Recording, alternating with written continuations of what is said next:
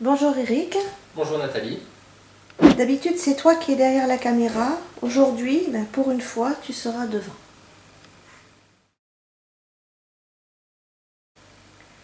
Qu'est-ce qui t'a amené à la chasse?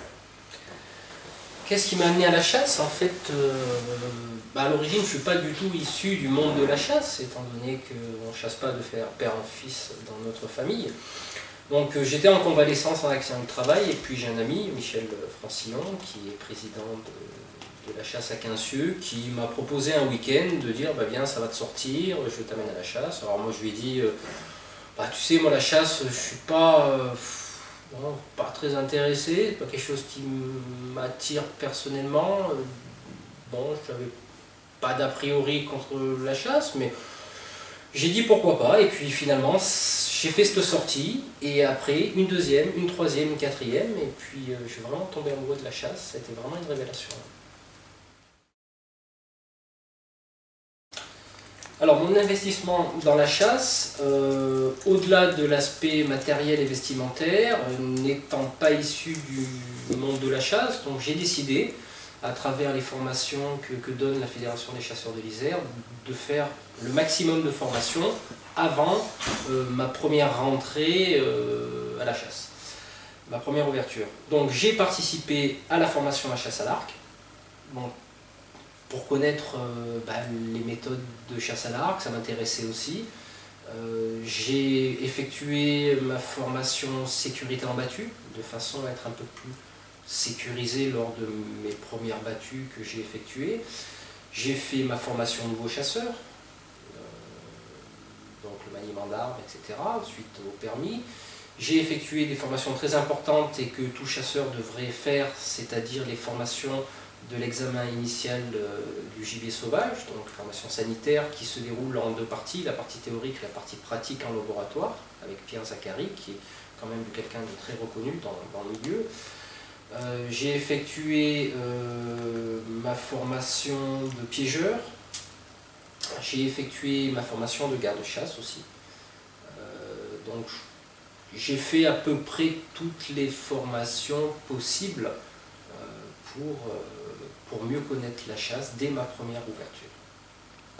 Parle-nous de ta chienne Tara. Alors, ma chienne Tara, elle a bientôt 2 ans, elle est née en décembre 2011.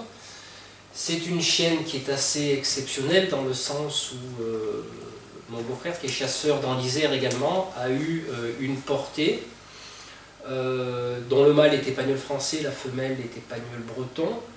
Et la particularité de notre rencontre avec Tara, c'est que je suis rentré dans le chenil, il y avait les petits chiots, et c'est la seule qui est venue vers moi et qui m'a léché la main. Donc quelque part... Elle t'a donc choisi. Elle m'a choisi.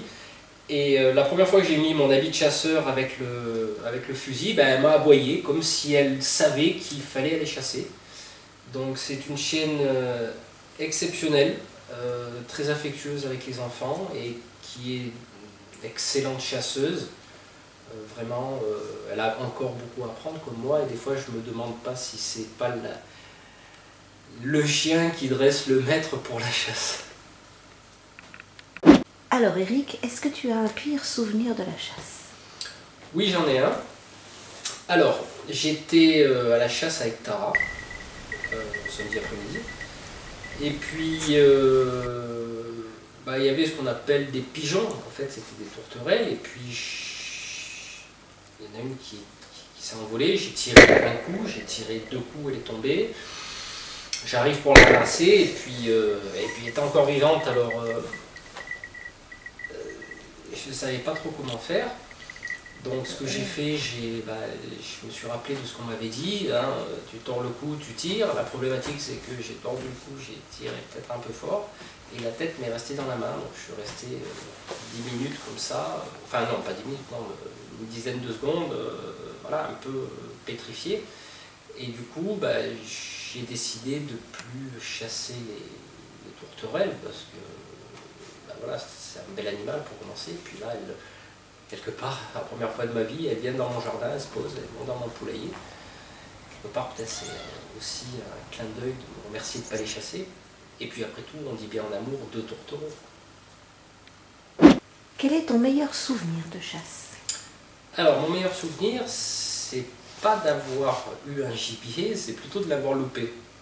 Donc j'étais en forêt, on était en battue, et puis on était au chevreuil, et je m'attendais à ce qu'il déboule un chevreuil, donc j'entends du bruit, je déclenche la caméra, et puis je vois un sanglier planté, bam, les pattes comme ça, à 25-30 mètres, et je suis resté étonné, donc j'ai épaulé, j'ai tiré, hop, il est parti de l'autre côté. Et puis j'ai dit, c'est pas possible, pourtant j'étais dedans, alors j'ai visé la tête parce qu'il y avait des branches, on voit pas bien sur la vidéo, mais il y avait des branches qui gênaient, donc j'ai voulu éviter un ricochet. Donc il est descendu, tac, il a sauté à l'isère, j'appelle les traqueurs, tout le monde était là, on cherchait les traces de sang, le sanglier, tout ça, puis bon, je dis quand même, pourtant j'avais l'impression d'être dedans, j'avais une bande de battue à l'époque, j'avais pas de lunettes, et de points rouges. J'ai dit bon aux collègues, j'ai dit bon je verrai à la maison, j'ai enregistré la scène donc je verrai, puis je repasse à la scène, rien de spécial, je vais mettre au ralenti. Et là c'est assez incroyable parce qu'au moment où je tire, le sanglier baisse la tête. Et je pense que des choses comme ça, quand on les enregistre et qu'on les visualise, peut-être ça arrive une fois dans une vie de chasseur. Et voilà, c'est mon plus beau souvenir, c'est mon premier loupé.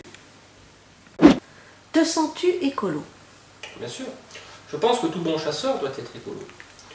Après, maintenant, qu'est-ce qu'on va définir, qu'est-ce qu'on va mettre sur le mot écolo?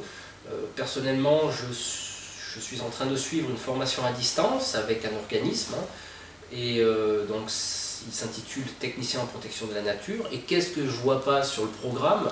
Le permis de chasser. Donc technicien en protection de la nature avec le permis de chasser. Donc là, ça donne quand même à réfléchir parce que l'image qu'on a de la chasse, c'est on tue, tout ça, mais là, je me sens profondément écolo parce que j'allie ce monde de protection de la nature avec la chasse. Et ça me permet déjà de mieux connaître le biotope, les forêts, etc. Et d'être dans la nature, parce qu'être chasseur, c'est être dans la nature pendant plusieurs mois, au froid, au vent, à la pluie, la neige. Donc oui, avant j'étais un écolo de salon, ben maintenant je suis un écolo de terrain. Tu es garde-chasse, veux-tu nous en parler s'il te plaît? Alors déjà garde-chasse, pourquoi? Je suis issu d'une famille de militaires et policiers. J'ai effectué moi-même mon service national dans la police de l'âge de 18 à 20 ans. Et comme j'ai envie de m'investir dans la chasse, donc je me suis dit, alliant mes études en technicien en protection de la nature, et avec ma fibre génétique, on va dire, hein, de policier et de militaire, je me suis dit pourquoi pas me mettre au service d'une commune, au service du public, au service des chasseurs aussi. Et j'ai décidé de faire cette formation de garde-chasse, donc je suis maintenant garde-chasse à Quincieux, dans l'Isère. Je suis assermenté par le tribunal d'instance de Grenoble. Ma mission consiste, on va dire, à patrouiller dans ma commune, à regarder les espèces sauvages, observer la nature, compter le gibier, faire de la régulation de ce qu'on appelle nuisible aussi, hein, au niveau du renard, bien que le terme nuisible soit un terme plutôt administratif, parce que dans la nature, il n'y a rien de nuisible. Donc tout ça me donne envie de m'investir, le port de la tenue, le service au public, et puis c'est dans mes gènes. Hein.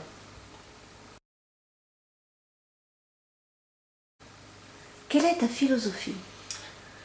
Alors étant donné que je suis également enseignant de tai chi bénévole, à travers l'art martial que j'enseigne et que je pratique, hein, constante évolution, constant changement intérieur, je considère que l'homme, que la nature n'appartient pas à l'homme, c'est plutôt l'homme qui appartient à la nature, donc ça c'est un vieux proverbe amérindien que je respecte totalement. Je me considère, oui, philosophe, oui, c'est... alors, à travers cette philosophie, j'amène aussi un respect des hommes, un respect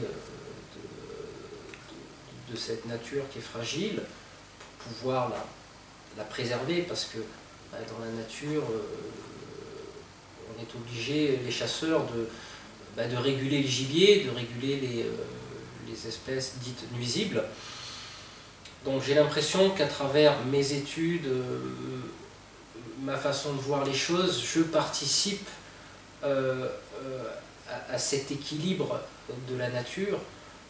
Je pense que c'est là le cœur de ma philosophie, c'est d'appartenir à la nature, de faire corps avec la nature, d'être quelque part la nature.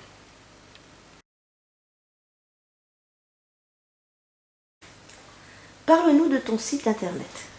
Alors avant que je vous parle de mon site internet, à savoir que j'ai toujours aimé faire de la création informatique et j'ai toujours créé des sites internet pour des associations dont je gérais, par exemple Beaulieu Maquette Club,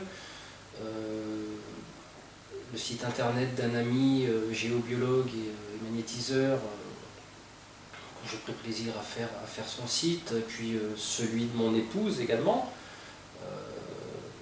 Donc, personnellement, à un moment donné, je me suis dit, bah, tu fais beaucoup de sites pour les autres, pourquoi ne pas faire un site pour toi, avec mon nom, hein, parce que je n'utilise pas de pseudo, j'utilise mon nom. Et dans ce site, j'ai décidé d'y mettre mes passions, hein, tout comme toute création, tout artiste. Alors je ne me considère pas comme un artiste, mais malgré que j'ai fait pas mal de peintures, de maquettes, de modèles réduits, comme tout artiste, entre parenthèses, à un moment donné, ben, on décide de s'exposer. Donc j'ai créé quelques rubriques, hein. Bon, ça parlait du tai chi, parce que je suis enseignant en tai chi. Présenter le tai chi, des vidéos, des photos. Ensuite j'ai une rubrique potager parce que je suis membre de l'association Cocopelli qui s'occupe de conserver les semences potagères d'origine, hein, biologique. La chasse est venue après, dans la rubrique d'hiver. La chasse est venue après, pourquoi? Parce qu'au départ, ben, quand je l'ai créé en 2010, ben, j'étais pas chasseur. Et maintenant, je pense que c'est une des plus grandes rubriques qui vit le plus, en fait, hein, à travers mes vidéos, mes articles aussi, que je fais des articles de chasse. Donc voilà, donc c'est eric-curity.fr. Allez faire un tour.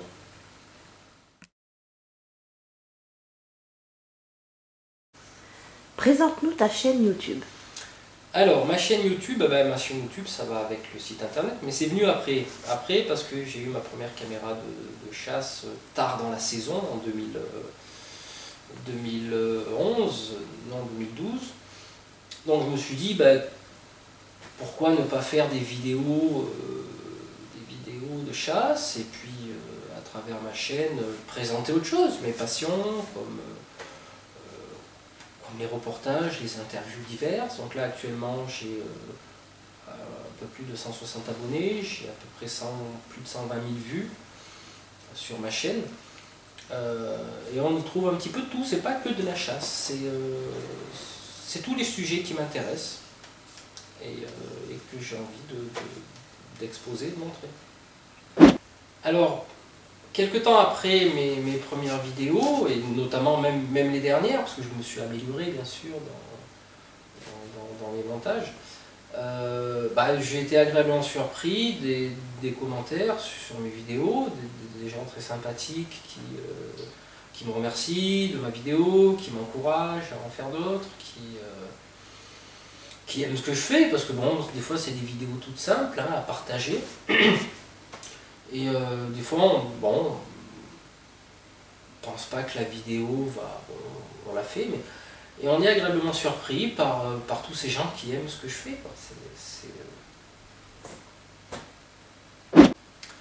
Alors ce qui plaît souvent aux internautes, et notamment abonnés ou non abonnés à ma chaîne, c'est que j'essaye de mettre toujours une petite touche d'humour.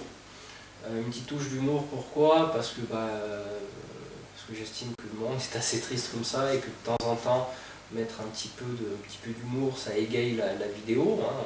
Je ne me prends pas au sérieux, je ne me prends pas la tête. Donc c'est ce qui plaît beaucoup. Et puis quand on fait des vidéos, qu'on est en action de chasse, ou que je fais des interviews, des reportages, on n'est jamais à l'abri de scènes coupées, de loupés, de choses comme ça. Et je pense que les chasseurs qui regardent mes vidéos, notamment quand je mets le chargeur à l'envers, ou ou que j'essaye de tirer un chevreuil et que en fait, j'avais mal enclenché le chargeur. Des tas de petites choses comme ça qui arrivent dans le milieu de la chasse. Donc les chasseurs peut-être se reconnaissent à travers toutes ces petites bêtises, mais peut-être n'osent pas le dire. Moi j'ose le dire, j'ose le montrer, et c'est peut-être le petit plus qui égaye mes vidéos. Quelle est ta vidéo qui a le plus cartonné? Alors ma vidéo qui a le plus cartonné, c'est une vidéo qui dure à peu près 23 minutes je crois. J'ai regroupé la fin de saison de chasse, donc j'ai intitulé Dernière chasse et bêtisier, donc c'était la fermeture. Et donc je fais un récapitulatif de mes dernières chasses. Je l'ai mis en ligne voilà, pour partager, parce que le but c'est le partage, hein, les vidéos c'est de partager, montrer ce qu'on fait. Et j'ai dépassé plus de 30 000 vues. Alors je suis assez étonné, puis des commentaires super sympas. Un bêtisier, pour donner dans l'humour. Et voilà, c'est celle-là, c'est Dernière chasse et bêtisier. Ta meilleure vidéo? Alors ma meilleure vidéo, c'est celle que j'ai faite de mon épouse. Déjà parce qu'elle a un métier qui est dur, parce qu'elle a des patients qui viennent pour tout type de maladie, et à travers cette vidéo, j'ai voulu faire ressortir l'aspect humain de mon épouse, et puis je l'ai trouvée très belle, très rayonnante avec les lumières ambiantes, et c'est vrai que pour moi c'est ma meilleure vidéo, et je pense que ça restera ma meilleure vidéo.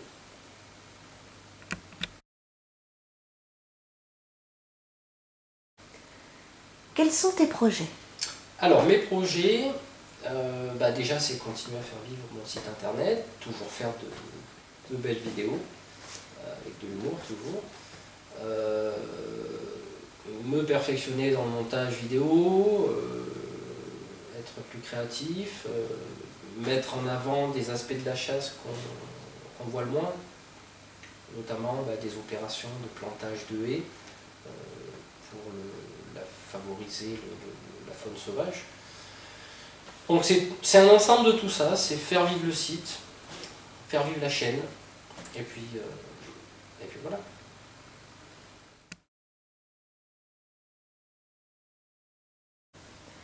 Quel est ton rêve?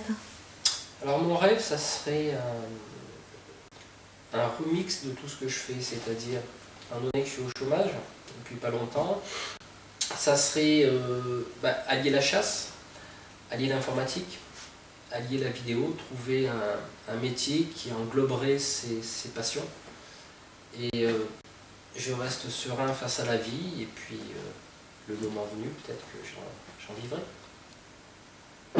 Bon, merci à toi Eric pour cette interview, ce fut vraiment un plaisir et j'espère que tu auras des super commentaires. À bientôt. Merci, au revoir.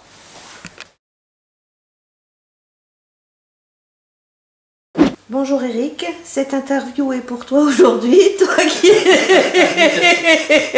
Bonjour Eric, cette interview est pour toi aujourd'hui, toi qui es d'habitude derrière la caméra. Oh putain. La caméra. Alors, peux-tu nous parler de ton meilleur souvenir de cette première saison de chasse? Maintenant, ton plus mauvais souvenir? Ah, mon plus mauvais souvenir... Eh merde. Je vais faire répéter la question.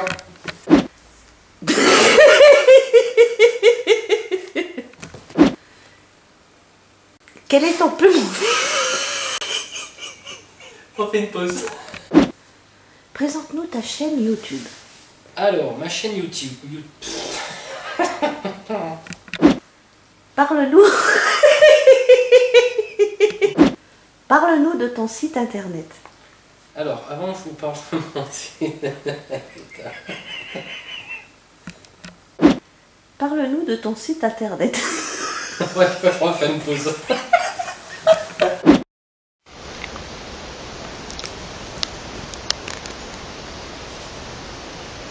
Le chasseur de l'extrême fait partie de la nature. Il se fond dans la nature.